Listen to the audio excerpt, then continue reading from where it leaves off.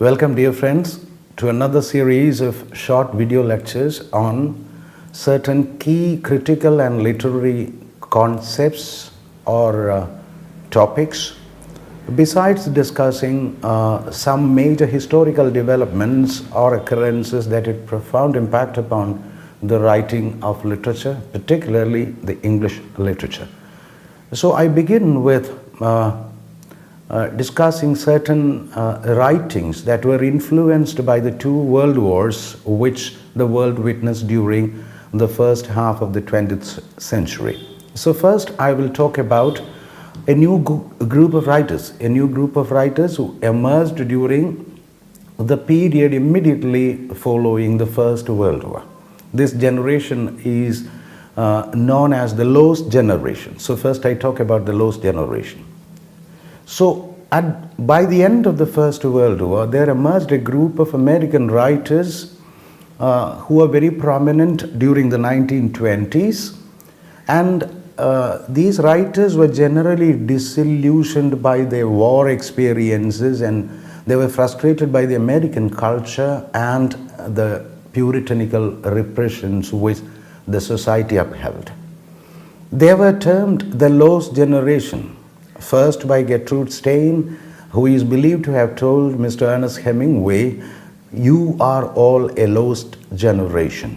And remember, Hemingway used this quotation as the epigraph of his famous novel, The Sun Also Rises. A number of these writers became expatriates, moving either to London or to Paris or elsewhere in Europe. Say, for example, Ezra Pound, Gertrude Stein and T.S. Eliot lived out their lives abroad, even though some of the young exiles, they returned to America by the 1930s. The typical examples of the works of the lost generation include Hemingway's The Sun Also Rises and Scott Fitzgerald's Tender Is the Night. These are the best examples representing two expatriate groups who wrote under this label, Lost Generation. And if you look at the cases of Hemingway and Scott Fitzgerald, we can understand that both of them belong to a particular school called, the Jazz Age group. The Jazz Age group, very flamboyant, pleasure-seeking group. And, this title was popularized, Jazz Age was popularized by Fitzgerald's Tales of the Jazz Age.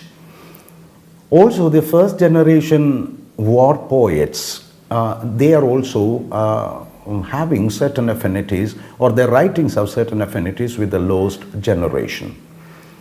In order to overcome the Great Depression experienced in the 1930s, the American government, particularly the then President Franklin Roosevelt, initiated what later came to be known as the New Deal measures, a package for reviving the economy, which again resulted in some of these writers turning into radical politics and writing that reflects their anguish could be discerned during the late 1930s. Say, for example, the novels of William Faulkner, John Dos Passos, and John Steinbeck, and dramas written especially by American dramatists like Eugene O'Neill and Maxwell Anderson well reflect the kind of anguish these people experienced after the period of the First World War.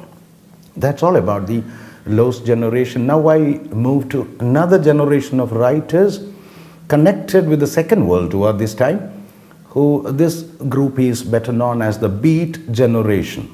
Beat Generation was a term coined by one of their leaders, Jack Kerouac, and the very title Beat Generation contains notations of beatitude or beatific, because they felt themselves beaten down and they were offbeat or down and out, sometimes dropouts from the society.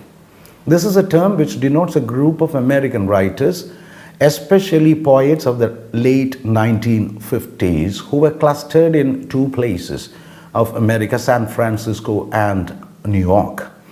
And they developed a kind of their own slang and a typical or idiosyncratic writing style, and they upheld attitudes that were very unconventional, provocative, sometimes anti-establishment and anti-intellectual and anti-middle class, because most of them belonged to the lower classes of the society and they hated the middle class values and mores.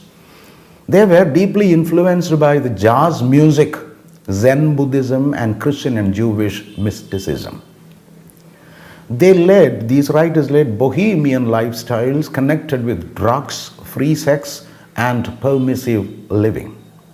And they were almost anarchic in their writings as well as in their personal lives, and sometimes it provoked bitter hostility from the members of the society. All their writings expressed disillusionment with modern society, its materialism and militarism, and they all presented a radical critique of middle class values. Well, and these writers, these poets in particular, they popularized the practice of reading poetry in cafes or coffee houses and jazz clubs to the accompaniment of drums. Great works of this group include poems written by Allen Ginsberg, particularly his great poem Howl, which opens with the line, "I saw the best minds of my generation destroyed by madness, starving, hysterical, naked." This is the opening line of Ginsberg's poem, The Howl. And also the poems written by Lawrence Ferlinghetti, A Coney Island of the Mind, a great work by Ferlinghetti, and poems written by Gregory Corso. Besides this, we could find the element of the Beat Generation writings in the novels of its leader, probably self-styled leader, Jack Kerouac's On the Road.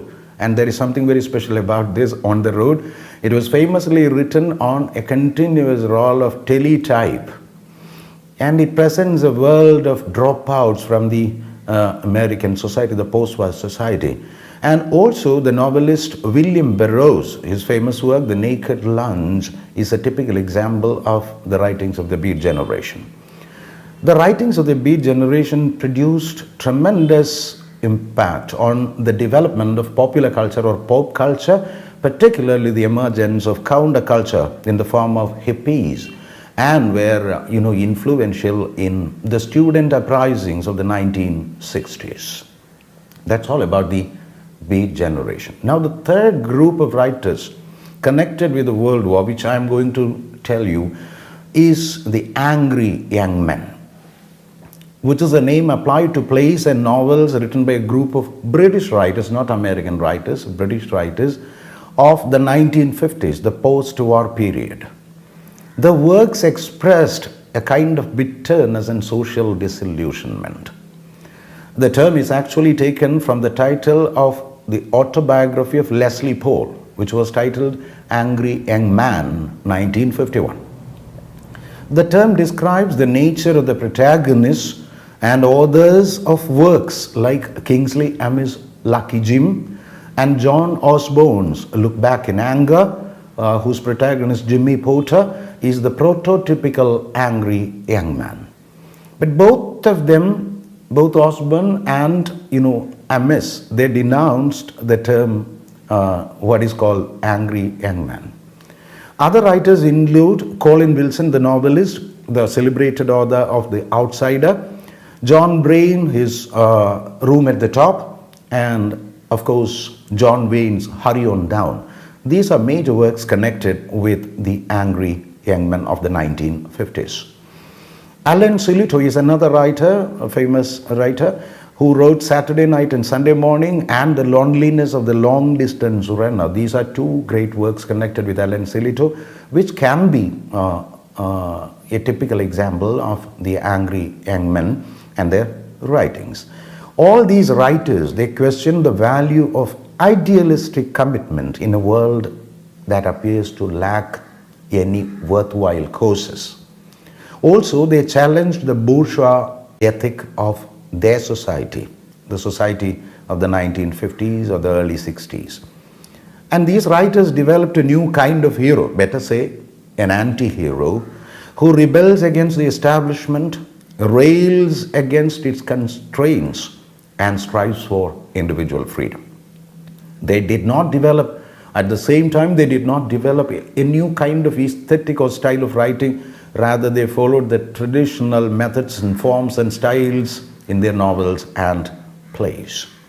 Playwrights like Osborne, they are of course connected with what is known as the kitchen sink theater or kitchen sink drama. That's all about the three groups. So far we have discussed the three groups connected with the two world wars. First, the lost generation. Second, the beat generation. And thirdly, we have discussed the angry young men. Thank you very much.